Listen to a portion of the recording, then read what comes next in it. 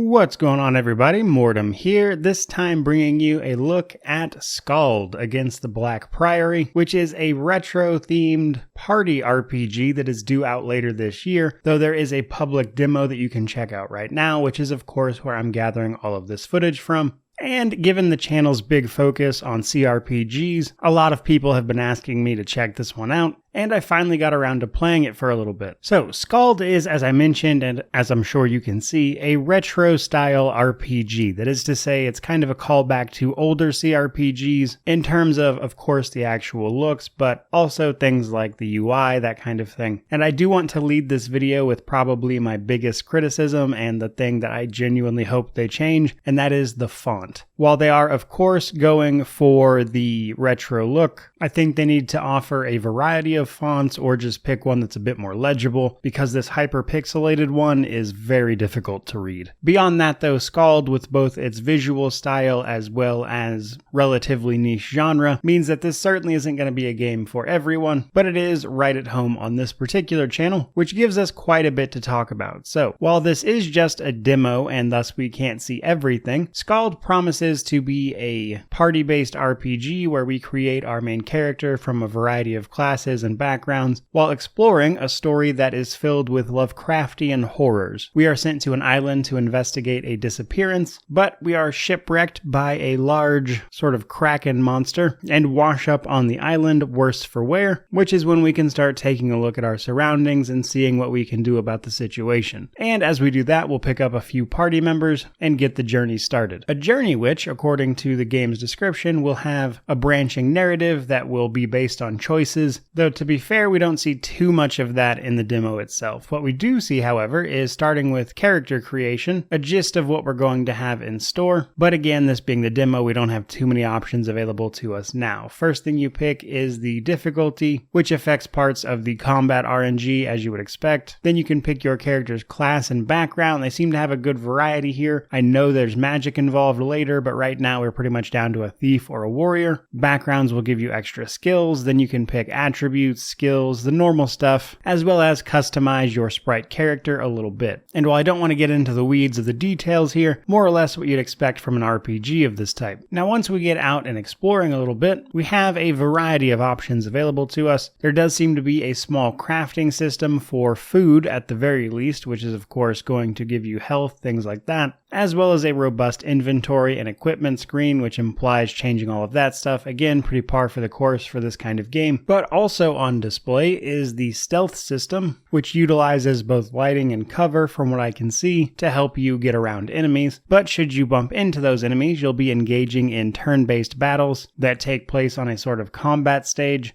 And what's available in the demo seemed pretty solid. As your characters defeat enemies, etc., they'll gain experience, can level up. As they level up, they will get points that they can spend on feats that will then give them extra abilities on top of just stat increases from leveling up. And outside of combat, the world itself seems to be divided into areas accessed via a world map. So you get dumped onto your initial map. Once you leave there, you're on the world map. Then you can explore, find other locations to actually navigate. And while I don't think any of the systems I just mentioned are really going to surprise anyone, what I've really enjoyed about Skald so far is rather the storytelling as well as the actual writing and visuals. So as I mentioned, there's some Lovecraftian themes to everything, and the setting itself is sort of gritty fantasy mixed with some sort of occultist elements. And off the top of my head, and I don't know if this is intentional or not, but it reminds me a lot of the Goth of Baal novels, or the Death Dealer novels, you'll sometimes hear them called. And what this game and this world does really well, despite the retro theme and everything, is this sort of ominous occultist vibe happening in the background as you try to navigate what exactly happened to this woman who disappeared from you and your family's past. And all of that sort of combines to make a game that I at least am very interested in. And while I don't think the visual style is going to be for everyone, what I've seen of this title via its demo seems to be very positive, which has me looking forward to its full release later this year, where we'll see if all of the elements from the game actually being implemented